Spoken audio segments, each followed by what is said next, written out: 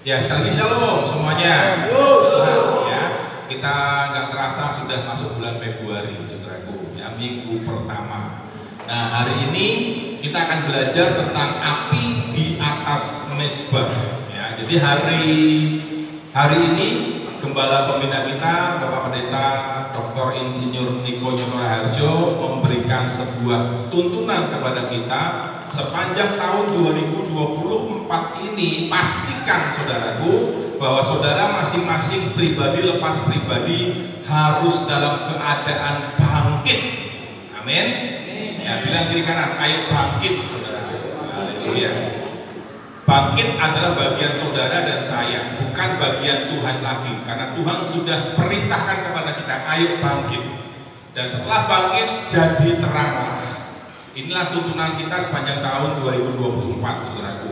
Nah, dalam bahasa Mandarin kemarin dalam MDPJ, ya, presentasi dari tim teologi GBI Gatot Subroto, saudaraku, kata bangkit itu dalam bahasa Mandarinnya ditemukan adalah ciayo. Katakan sama-sama, ciayo. Wah, pintar semua bahasa Mandarin. Haleluya. Ciayo, katakan sama-sama. Ciayo. Ya, bilang kiri kanan. Ciayo, bro. Ya, ciayo artinya bangkit. Haleluya. Nah, hari ini kita belajar ya dari satu tema ayat emas dari tuntunan kita, yaitu Imamat pasal yang ke-6. Ada nggak? 13. Oke, di sini belum ada ayatnya. Saudara bisa buka di handphone saudara masing-masing. Imamat 6 ayat 13 sebagai ayat emas saya bacakan buat saudara semua. Demikian firman Tuhan, Imamat 6 ayat 13. Harus dijaga. Nah, kalimat ini dimulai dengan harus dijaga supaya api tetap menyala di atas mezbah. Janganlah dibiarkan padam. Dari ayat emas ini, saudaraku, kita akan belajar dulu beberapa kata yang terkandung di dalam ayat ini. Artinya kita sekarang studi kata dulu. Ya, kita akan bedah dulu makna kata-kata kunci yang ada di ayat ini. Ya, yang pertama kita menemukan di sana ada kata dijaga. Itu ayat kunci pertama. Ayat kunci kedua adalah api. Ayat kunci yang ketiga adalah mezbah. Ayat kunci yang berikutnya adalah jangan dibiarkan padam. Nah, ini ayat kunci saudaraku. Ya, nah, dikatakan begini. Sekarang kita belajar dari ayat kunci yang satu dulu, yaitu tentang api dulu. Kita mulai dari kata api dulu. Ada dari empat kata kunci tadi, kita akan belajar dua dulu saja. Ya, dua dulu. Studi kata dari dua kata ini, api dan mezbah. Kita akan belajar dulu. Kita lihat. Apa sih simbol dari api itu apa? Makna, pesan, pengertian rohani dari api itu, yang dimaksud api itu apa? Nah, bisa diklik selanjutnya. Klik langsung. Nah, yang pertama simbol api yang pertama itu adalah tentang kehadiran Tuhan. Ya, jadi dikatakan harus dijaga supaya api, nah berarti harus dijaga supaya kehadiran Tuhan. Jadi kata api saudara ganti dengan kata ini, kehadiran Tuhan. Kehadiran Tuhan dalam hidup kita ini jangan sampai padam, apinya jangan sampai padam, tapi harus terus menyala. Artinya apa? Saya percaya ketika seseorang dipenuhi dengan Kristus, dipenuhi dengan firman Tuhan yang adalah firman, yang adalah kebenaran itu memenuhi kita, maka saya percaya hidup kita akan berubah, hidup kita akan menjadi luar biasa. Karena kita digerakkan oleh kuasa firman, kita digerakkan oleh kuasa Roh Kudus, sehingga itu yang membuat kehadiran Tuhan dalam hidup kita akhirnya membawa dampak dari dalam keluar, saudaraku. Ada satu karakter Kristus, karena kita dipenuhi dengan Kristus, dipenuhi dengan buah roh itu, dan itu terus menyala. Kehadiran Tuhan, passion kita, gairah kita kepada Tuhan terus bergelora, nggak padam, nggak suam-suam, nggak biar-biar, tapi terus menyala, terus on fire. Maka yang terjadi, saudara, akan mengalir dari dalam hidup kita keluar buah Roh Kudus itu. Karakter-karakter, kebaikan-kebaikan Tuhan, kasih Tuhan akan mengalir dari dalam keluar, saudara. Inilah ciri, tanda, bukti api dalam hidup saudara dan saya tidak menjadi padam. Api dalam hidup saudara dan saya menyala terus. Karena kita terus mengalirkan kebaikan, kita mengalirkan kasih Tuhan, kita mengalirkan semangat buat orang lain, kita memberi dampak hidup kita buat orang lain. Ya, kemarin beberapa waktu yang lalu, beberapa minggu yang lalu, ya hambanya Pak Ginting menyampaikan kan tentang garam dan terang, yang berarti fungsinya itu berbicara tentang fungsi. Ketika kita berbicara tentang garam dan terang, itu artinya berbicara tentang fungsi, dampak kita itu apa. Seperti garam dan terang itu berdampak buat kita, itu menjadi berkat buat kita.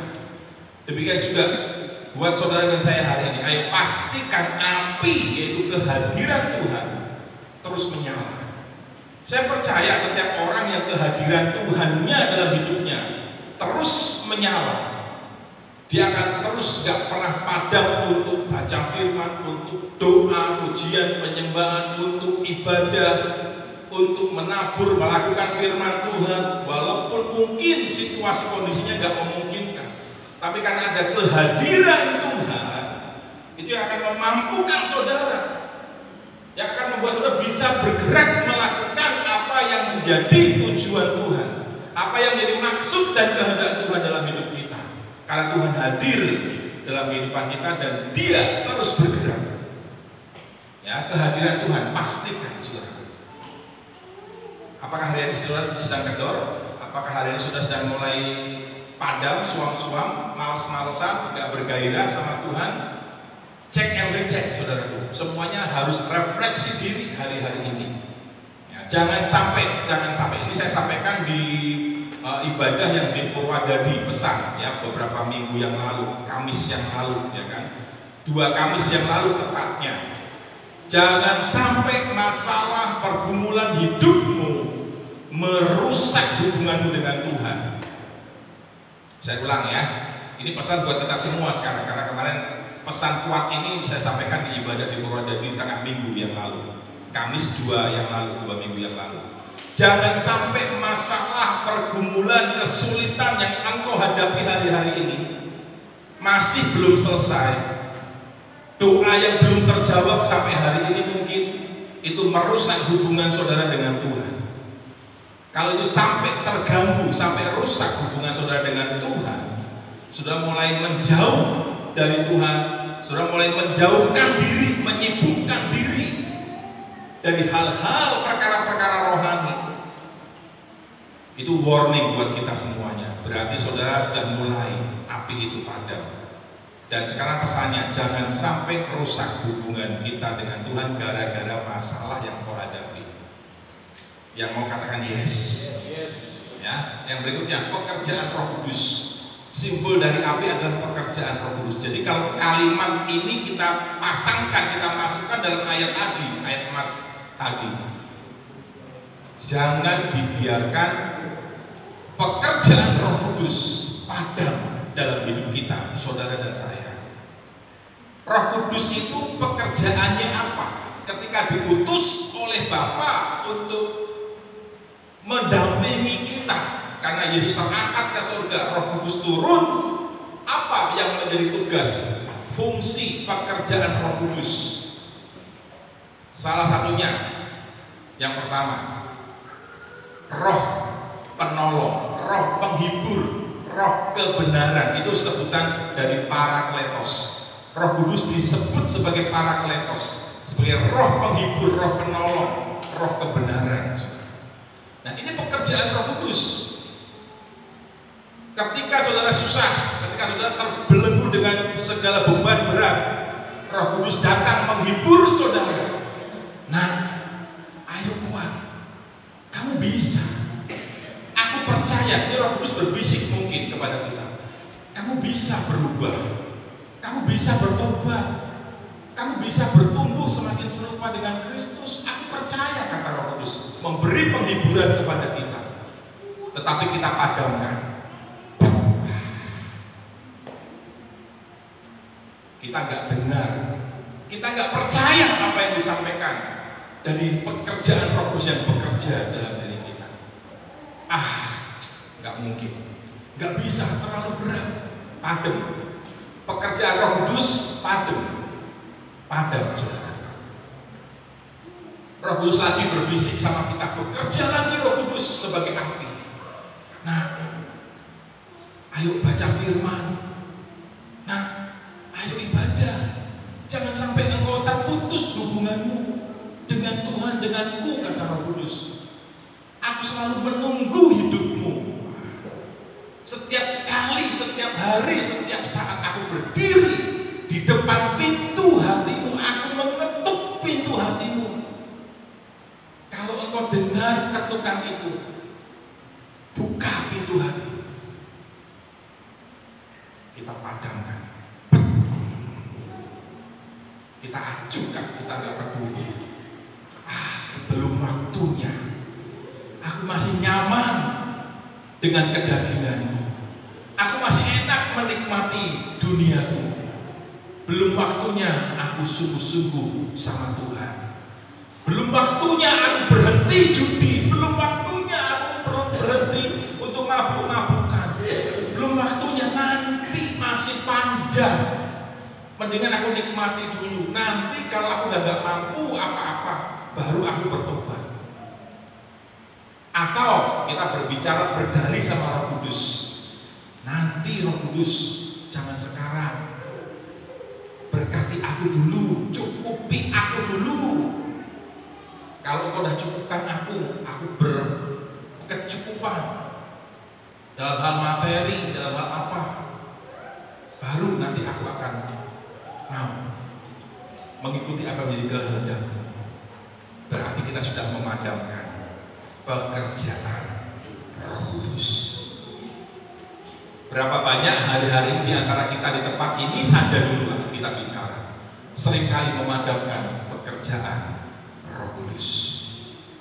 Pekerjaan Roh Kudus yang lainnya apa? Menginsafkan. Sudah baca Yohanes 14. Ada satu pekerjaan Roh Kudus berkata, menginsafkan dunia ini dari dosa. Roh Kudus datang kepada saudara. Nah, ayo insaf, bertobat. Jangan lagi marah-marah terus, jangan lagi ngomel-ngomel, jangan lagi berkeluh kesah. Ngucap syukur aja, ayo bertobat yuk, kata Roh Kudus. Ayo mulai hidup benar. Ayo beri dirimu dibaptis. Kita padamkan. Padahal Roh Kudus sedang menginsafkan kita, membuat supaya kita bertobat, berbalik kepada Tuhan, kepada Roh Kudus. Tapi kita padamkan, nggak mau. Nah, ayo berhenti dengan game online-mu, berhenti, jangan terus-terusan beri waktumu, habiskan waktumu untuk game online. Stop, nak. Di depan bahaya kalau kamu begitu terus. Roh Kudus sudah ingatkan, Roh Kudus sudah insafkan. Kita masih tutup telinga kita. Gak mau. Berapa banyak kita sering memadamkan pekerjaan Roh Kudus dalam hidup kita, pribadi lepas pribadi. Yang berikutnya, api berbicara tentang apa? Firman Tuhan. Api berbicara tentang firman Tuhan. Jadi apa simbol-simbol yang ada di sini itu bukan rekayasa saya, saudara.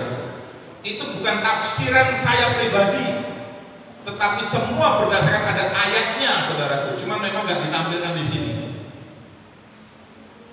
Ya, karena saya bikin PowerPoint-nya ini PowerPoint instan, saudaraku, cepat sekali bikinnya, secara otomatis dengan sebuah aplikasi yang membantu saya. Aplikasi AI tulisannya AI. Ya, saya tinggal memasukkan materi saya generate, dan otomatis aplikasi itu bikin jadinya seperti ini, saudara. Jadi ada ayat-ayat yang tidak dicantumkan di ayat ini di PowerPoint ini karena memang terbatas slide-nya, hanya sampai 10, saudara. Saya klik 11 nggak bisa, ya, maksimal 10. Kalau mau lebih dari 10 harus berbayar aplikasinya. Ya. Jadi ini aplikasi instan, jadi saya tidak langsung bikin, saudara. Ya, hanya berapa menit saja. Nah, saudara lihat ini. Jadi sekali lagi ya, ini simbol-simbol ini bukan rekayasa tafsiran saya, tapi ada ayatnya. Nanti saya akan bagikan di pastor message ayat-ayatnya supaya saudara bisa baca lagi. Ya, ini. Yang ketiga simbol dari api adalah firman Tuhan. Jangan dibiarkan padam firman Tuhan. Apinya diganti dengan kata firman Tuhan. Nih, firman Tuhan tajam, kuat, diibaratkan sebagai api. Berapa banyak dari antara kita sekali lagi sering memadamkan firman Tuhan dalam hidup kita? Saudara masih bergairah baca firman? Halo, ya, masih senang baca firman enggak?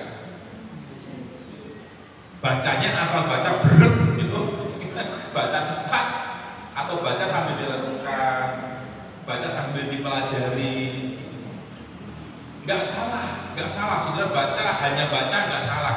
Karena kenapa? Ada mungkin di antara kita ketika baca nggak ngerti, ya nggak apa-apa, baca aja terus. Nah ini konteksnya di sini, saudara baca saja kalau sudah nggak ngerti. Tapi seiring berjalannya waktu sudah bertumbuh, ya jangan lagi ada di zona itu terus, hanya baca, dan baca sampai nggak ngerti. Nah sekarang mulai level up, naik kelas, baca pelan-pelan.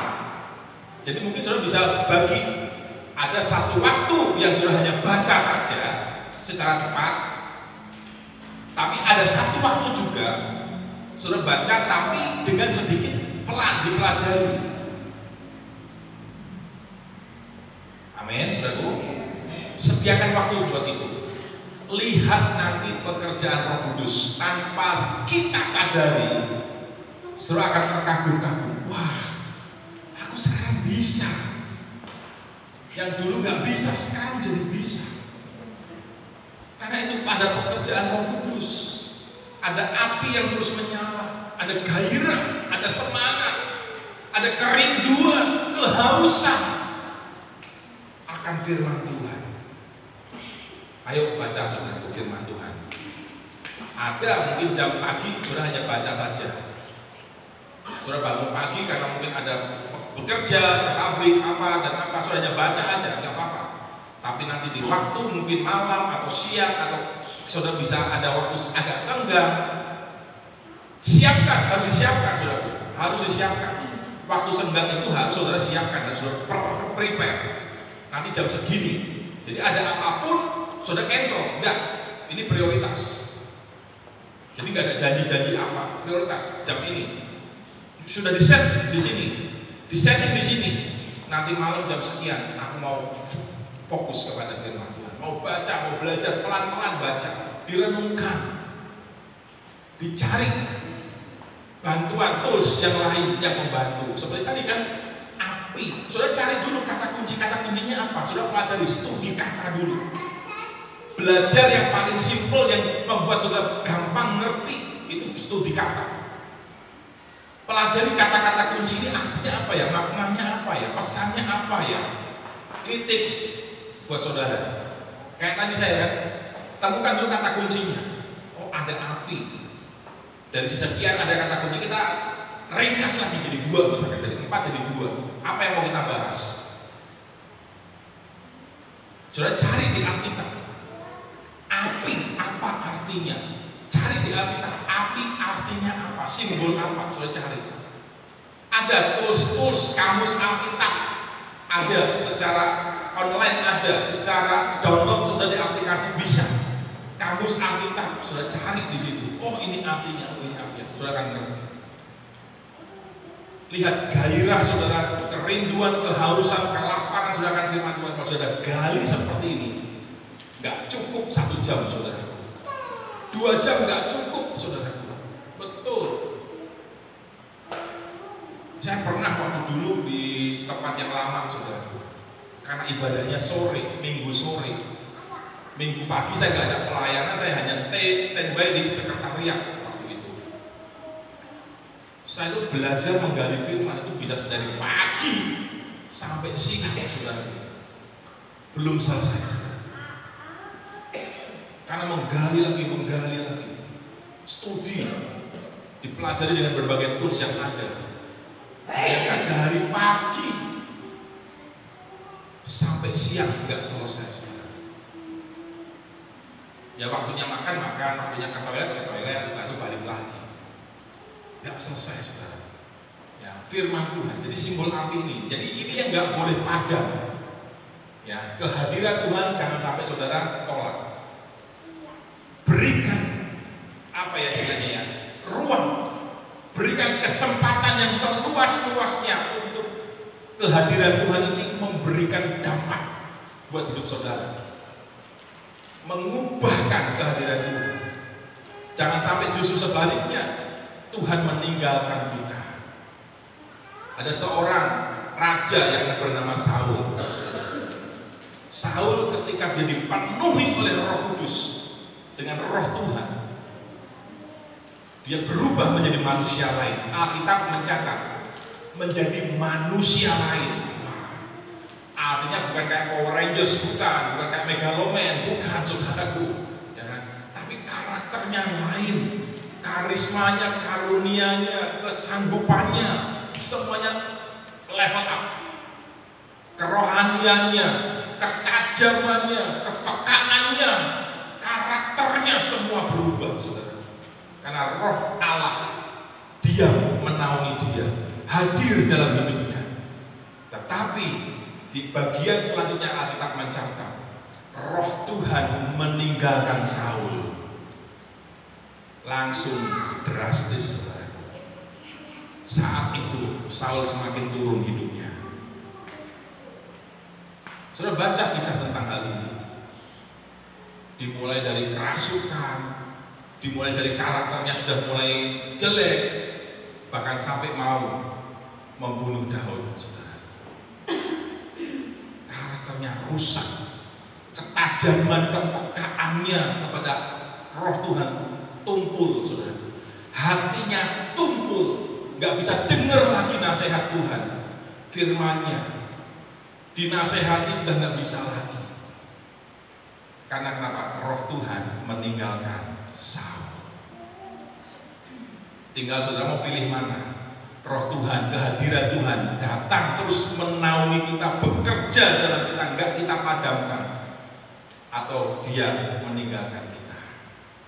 Pilihan sama saudara dan saya. Ya, ini pekerjaan Roh Kudus jangan dipadamkan. Firman Tuhan jangan dipadamkan. Terus harus dijaga. Next berikutnya.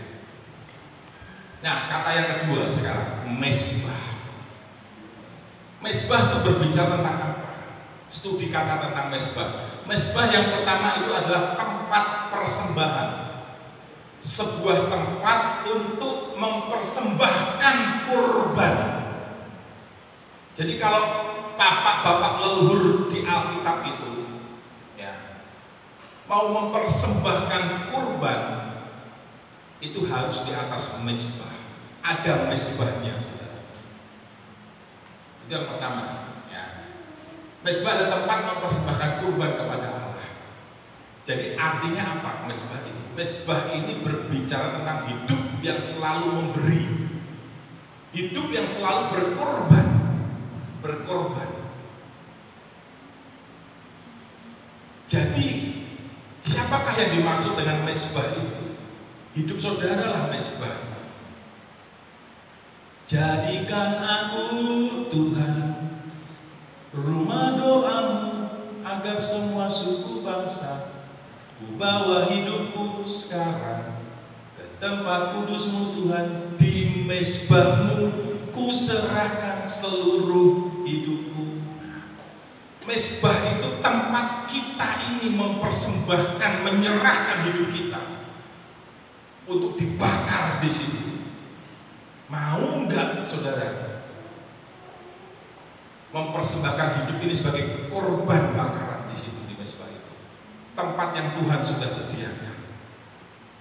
Nggak mau, saudara. Kebanyakan orang Kristen nggak mau. Hidupnya dijadikan sebagai mezbah. Tuhan, ini mezbah buat engkau, ayo. Aku mau berkorban, Tuhan. Tempat ini jadi tempat kurbanku bagi engkau. Banyak orang nggak suka seperti itu. Banyak orang nggak mau, menolak, saudara. Tapi hari ini, supaya api itu tetap menyala, harus ada mezbahnya. Pekerjaan Roh Kudus, kehadiran firman Tuhan itu perlu tempat. Ini tempatnya di sini. Wadahnya ini hidup kita. Siapkan wadah, yaitu hidup kita, saudara dan saya, untuk kehadiran Tuhan, untuk pekerjaan Roh Kudus, untuk firman Tuhan. Mezbah artinya tentang perlindungan. Mezbah itu perlindungan, saudara. Jadi ada sebuah contoh di Alkitab. Contoh di sebuah Alkitab. Alkitab mencatat seperti ini. Kalau seseorang dia ada dalam keadaan terancam, ada kisah seorang raja. Saya lupa namanya, saya nggak catat di sini. Seorang raja, dia katakanlah dia berkhianat. Kemudian dia akhirnya mengalami ketakutan karena pengkhianatannya itu, sehingga dia terancam hidupnya dan dia lari menghampiri mezbah. Nah, di mezbah itu ada tanduk-tanduk, saudara, dan dia memegang tanduk itu, tanduk mezbah itu. Nah, ketika orang ini, raja ini memegang tanduk mezbah itu ada artinya, ada maknanya. Jadi ketika sudah baca firman, ketemu dengan kalimat seperti itu, sudah cari referensinya. Di Alkitab ada jawabannya. Kenapa mereka harus pegang tanduk mezbah? Ada, dijelaskan di bagian yang lain. Yaitu bahwa raja itu sedang minta perlindungan supaya jangan sampai dibunuh.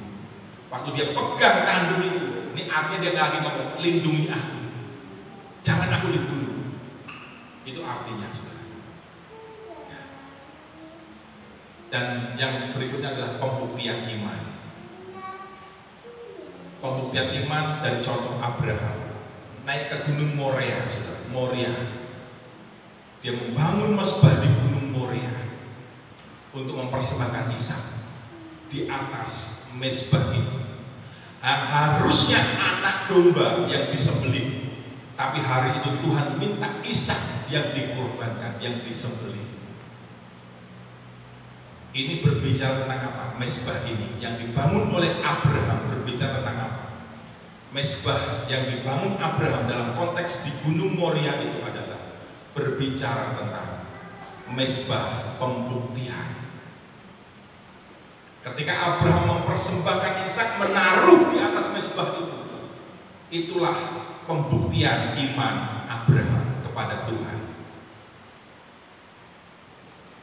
Saudara perlu di dalam hidup ini membangun mezbah. Api itu perlu mezbah. Api yang dijaga itu harus ada di mezbah, di atas mezbah. Mezbah itu adalah saudara. Api pekerjaan Roh Kudus, kehadiran Tuhan, firman Tuhan, mezbahnya ini, supaya mereka bisa ada api itu di mezbah ini. Nah, salah satu arti mezbah adalah pembuktian. Kekristenan adalah sebuah pembuktian. Ini juga saya sampaikan pesan ini di Purwodadi, saudara. Dan hari ini buat kita semua di tempat ini, supaya semuanya mendengar kebenaran ini. Karena banyak orang-orang Kristen terjebak tanpa disadari. Mereka nggak ngerti tentang kebenaran ini. Kebenaran ini disembunyikan oleh iblis supaya kita nggak tahu, saudara.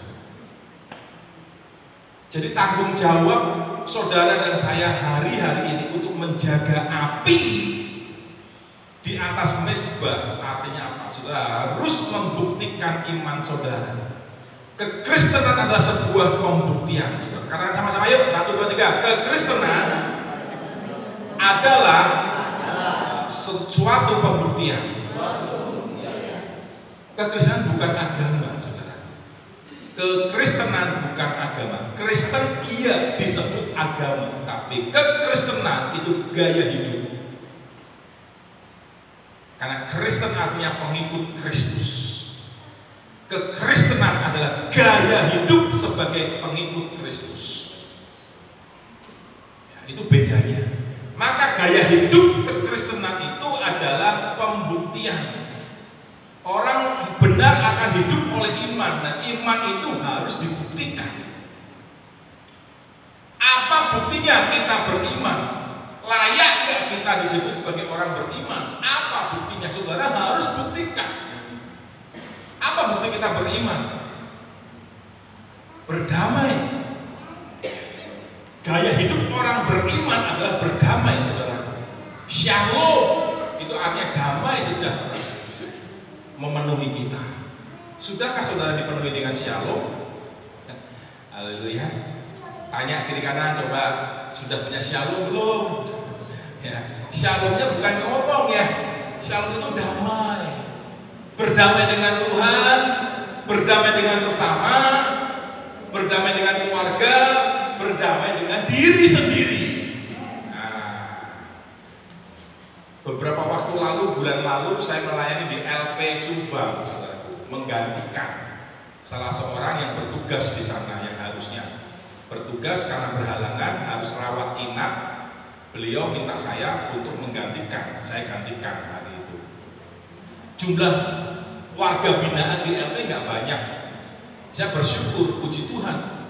Ya, orang-orang Kristen di LP nggak banyak, jangan sampai banyak saudaraku. Ya kan? Cuman ada 6 orang, ada 7 orang. 7 orang itu 3 orang nggak ikut, selalu nggak pernah ikut dan nggak mau ikut, saudara. Saya tanya kenapa sih kok nggak mau ikut? Ya ada satu alasan tertentu, saya nggak bisa siarkan di sini. Ya. Karena ada ya begitulah pokoknya. Ya, sudah tahu lah. Yang ikut hanya 3, yang satu perempuan, saudara. Perempuan sekarang ini peraturannya nggak boleh ikut ibadah sama-sama di situ. Nggak tahu kenapa. Dulu pernah ada perempuan bisa ikut ibadah karena saya pernah melayani juga. Waktu ibadah ada 1 orang perempuan ikut dalam pembinaan rohani itu di situ. Nah, waktu saya datang melayani di LP itu hanya ada 3 orang. Biasa di settingnya ya begini, ada kursi, ada mimbar, ya kan? Karena ada gedungnya sendiri khusus untuk rumah Tuhan di sana. Tapi waktu saya ada permintaan, saya nggak usah berdiri di mimbar ya, kita kumpul aja yuk melingkar. Mereka mau, senang. Oke, kita melingkar aja yuk. Nah, kita sharing aja ya. Ketika saya sharing, sampaikan sesuatu hal firman kebenaran sambil kita ngobrol, kayak di Purwadadi kemarin juga ngobrol, kita enak ya kan. Ada interaksi luar biasa. Dan itu juga sama dia bisa bikin seperti itu. Jadi nggak satu arah, saudara. Sehingga mereka bisa curhat, mereka bisa berbagi cerita tentang mengapa mereka ada di situ. Nah, ada satu anak muda, saudara. Ada satu anak muda. Dulu dia bersama, dia melayani juga. Ini saya sudah beberapa kali ketemu waktu melayani di LP. Dulu melayani, bergelora, wah, exciting, punya talenta musik. Tapi karena masalah sesuatu hal harus masuk ke LP, saudara. Nah, salah satu orang ini anak muda juga, orang Sumatera juga, saudara. Nah, waktu sharing dia ngomong, ya, saya masih belum bisa mengampuni diri saya sendiri. Itu salah satu yang saya tangkap, saudara. Ternyata ada sebuah fakta. Banyak ini mewakili satu orang ini mewakili. Saya percaya di luar sana itu banyak orang-orang Kristen yang belum bisa berdamai dengan dirinya sendiri. Buktinya apa? Masih mengasihani diri terus, mengasihani dosanya terus, gak mau lepaskan dosa, gak mau berdamai dengan dirinya, membuat dirinya terus berseteru dengan Tuhan karena ada dosa yang gak mau dilepaskan. Selalu menuduh dirinya, engkau gak berguna, engkau hidupnya sia-sia, gak berdamai dengan dirinya. Kamu orang yang salah, kamu orang yang gak berarti, kamu penyebab dari semua masalah ini. Tuduhan-tuduhan iblis dia terima. Apa yang dituduhkan, apa yang difitnahkan oleh iblis dia terima. Dia ya itu aku. Dan dia mengasihani terus. Dia gak mau berusaha lepaskan. Tapi hari itu Dia berjanji, ya, mulai hari ini saya mau mengampuni diri saya dulu, mengampuni orang lain, dan saya mau berdamai dengan Tuhan. Tepuk tangan buat Tuhan. Ayo saudara, berdamailah dengan diri kita sendiri masing-masing. Ketika kita berdamai dengan diri kita tuh enak, kita bisa melayani bebas, ya kan? Lakukan segala sesuatu, nggak ada tujuan. Karena kita udah berdamai dengan diri sendiri, dengan orang lain, dan dengan Tuhan. Ini sudah ya, pembuktian iman. Ayo buktikan, saudara. Hidup oleh iman, buktinya apa? Salah satunya berdamai. Ayo berdamai, saudara. Coba salaman kiri kanan, depan belakang. Ayo kita damai. Amin. Mau berdamai semuanya? Tepuk tangan sekali lagi buat Tuhan. Buktikan, saudaraku. Jangan cuma sekedar ngomong, ya aku mau berdamai, ya aku mau mengampuni. Kekristenan adalah pembuktian. Buktikan, saudaraku. Siap? Mau semuanya? Membuktikan sama Tuhan bahwa saudara benar orang yang beriman. Makanya Abraham dapat satu cebutan, engkau adalah bapa orang beriman. Semua orang beriman, engkau bapaknya. Kalau iblis, bapak pendusta. Semua orang-orang pendusta, bapaknya iblis. Tapi semua orang-orang yang beriman, yang membuktikan imannya, bapaknya Abraham namanya. Haleluya. Saudara mau bapaknya siapa? Abraham atau iblis? Buktikan. Sama seperti bapak kita Abraham sudah membuktikan. Benar dia layak disebut orang beriman. Benar dia layak disebut bapak semua orang beriman. Karena dia sudah buktikan imannya dengan cara dia persembahkan anaknya yang diminta oleh Tuhan, oleh Bapa kita. Api dan mesbah. Hari ini kita belajar dua kata dulu sebelum kita masuk kepada yang lain-lainnya. Ini bersambung, saudara. Makanya supaya jangan ketinggalan, silahkan subscribe dan berlangganan supaya sudah bisa terus mengikuti khotbah ini. Haleluya. Tepuk tangan.